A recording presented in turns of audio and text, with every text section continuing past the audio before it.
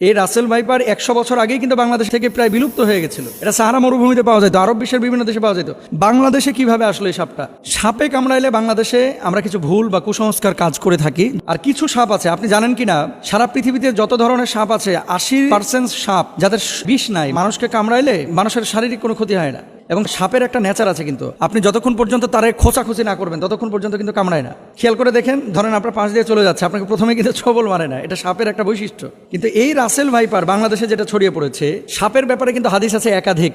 এবং এক্ষেত্রে আব্দুল্লাহ ইবনে ওমর রাদিয়াল্লাহু তাআলা আনহু, তিনি সাপ দেখলেই কিন্তু দৌড়ান দিতেন এবং মারতেন। আপনি বলবেন যে হুজুর কেন তিনি মারতেন? নবীজি সাল্লাল্লাহু আলাইহি ওয়াসাল্লাম এক প্রকার সাপের ব্যাপারে খুব সতর্ক করেছিলেন সাহাবীদেরকে। কোন সাপ? দেখেন, নবীজি সাল্লাল্লাহু আলাইহি ওয়াসাল্লাম সেই সাপের ব্যাপারে, আনা আয়েশা রাদিয়াল্লাহু তাআলা আনহা ক্বালাত, আমরা রাসূলুল্লাহ সাল্লাল্লাহু আলাইহি ওয়াসাল্লাম বিকতলি জিত্তুফিয়াতাইনে ফাইন্নাহু ইয়ালতামিসুল বাসার ওয়া ইউসিবুল হাবাল। আয়েশা রাদিয়াল্লাহু তাআলা আনহা থেকে বর্ণিত, তিনি বলেন রাসূল আকরাম সাল্লাল্লাহু আলাইহি ওয়াসাল্লাম পিঠে দুটি সাদা রেখা বিশিষ্ট বিষধর সাপ মেরে ফেলার নির্দেশ দিয়েছেন, কারণ তার দৃষ্টিশক্তি কেড়ে নেয় এবং গর্ভস্থ সন্তানের ওপরে বিরূপ প্রতিক্রিয়া সৃষ্টি করে। গর্ভে যে সন্তান থাকে, এরকম কোনো মাকে যদি এই সাদা রেখা বিশিষ্ট সাপ দংশন করে, তাহলে সেই সন্তানের উপরে ইফেক্ট করে, মায়ের উপরে ইফেক্ট করে। এটা নবীজি নিজে বলেছেন। কোথায় আছে হাদিসটি? এই হাদিসটি আম্মাজান আয়েশা সিদ্দিকা রাদিয়াল্লাহু তাআলা আনহা থেকে বর্ণিত। আরেকটি হাদিস, ওয়াকালাল আবতারু ওয়াদুত্তুফ ইয়াতাইনে, নবীজি কি বলছেন?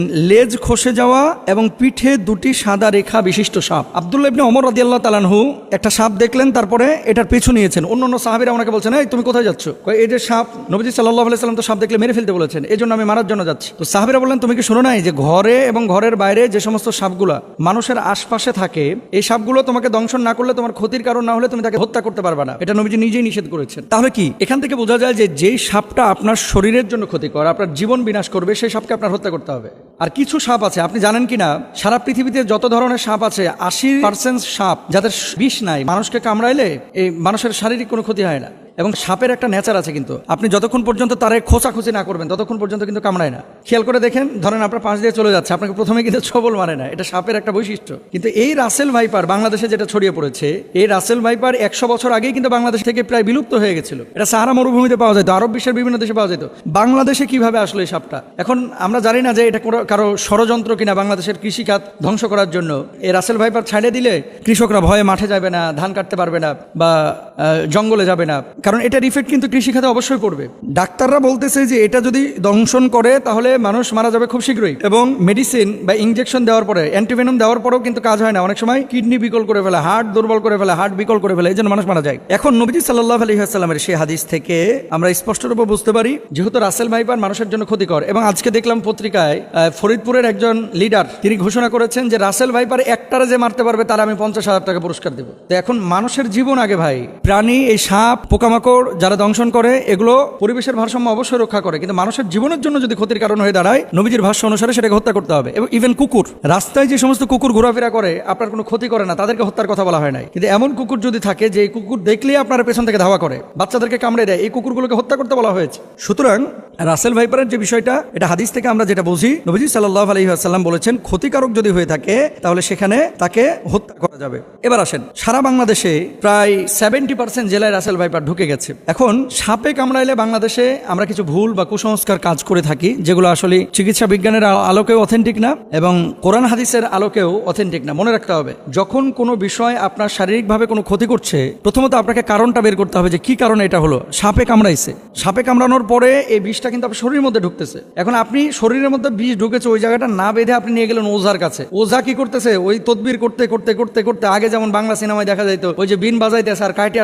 যেই সাপটা দংশন করছে এ আবার উড়িয়া চলে যেতেছে একেবারে। হ্যাঁ, আসার পরে ওখানে মনে করেন মুখটা দিয়ে আবার মনে করেন বিষ বাইর করে ফেলে। এগুলো মিথ্যা কথা ভাই, এগুলো কোনো ভিত্তি নাই। তবে হ্যাঁ, নবীজি সাল্লাল্লাহু আলাইহি ওয়াসাল্লামের সাহাবীরা একটা কাজ করেছিলেন, সূরা ফাতিহা পড়ে ওই জায়গাটায় থুথু লাগিয়েছিলেন, তারপর ওটা বের হয়ে গেছিল। এর মানে এই না যে থুথু লাগাইলেই সাপের বিষ বাইরে হয়ে যাবে। কামড়াইছে রাসেল ভাইপার, আর আপনি নামাজ পড়েন না, রোজা করেন না, থুথু লাগাই দিতেছেন, থুতুকে ওখানে কপ ফেললেও কিন্তু বিষ বাইর হবে না। এগুলো খেয়াল রাখতে হবে। তাহলে আপনার করণীয় কি? আপনাকে যাইতে হবে ডাক্তারের কাছে। আপনি ডাক্তারের কাছে যান, যাওয়ার পরে আপনি চিকিৎসা নেবেন। আর ওঝা, তারপরে বিন বাজানো, এই সমস্ত জিনিসগুলো অথেন্টিক যেহেতু না, যে জায়গাটায় অথেন্টিক বা কারো কাছে এমন কোনো মেডিসিন থাকলে আপনি সেই জায়গাটায় চিকিৎসা নিতে পারেন। আবার আমাকে ভুল বুঝেন না, ঝাড়ফুঁক ইসলামে কিন্তু জায়েজ, কিন্তু কবিরাজির নামে এই যে বিন বাজাইতে বাজাইতে সাপকে দৌড়ায় নিয়ে আসা, আচ্ছা ভাই সাপ এখানে কামড়ানোর পর কি বসে থাকে?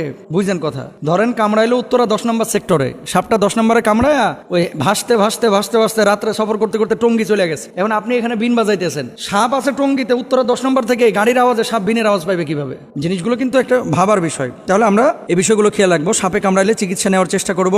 সাপে কামড়ানো জায়গায় তৎক্ষণাৎ পরিষ্কার করে ব্যান্ডেজ বা সুতির কাপড় দিয়ে ঢেকে দিব, এটা ডাক্তাররা বলছেন, এবং সেই জায়গাটাই রশি দিয়ে হালকা করে বেঁধে দিবেন যাতে করে বিষটা উপরে যাইতে না পারে। মনে রাখবেন, আপনি পানির মধ্যে পা দিয়ে রেখেছেন, পানিতে থাকা কোনো সাপ যদি পায়ের উপরে কামড় দেয়, এটা খুব মনোযোগ দিয়ে শুনবেন। আপনি পানিতে আছেন, ঠিক সেই সময় সাপ আপনার পায়ে কামড় দিয়েছে, আপনি নিশ্চিত থাকবেন যে আপনার শরীরে বিষ ঢুকবে না। কেন বলেন তো?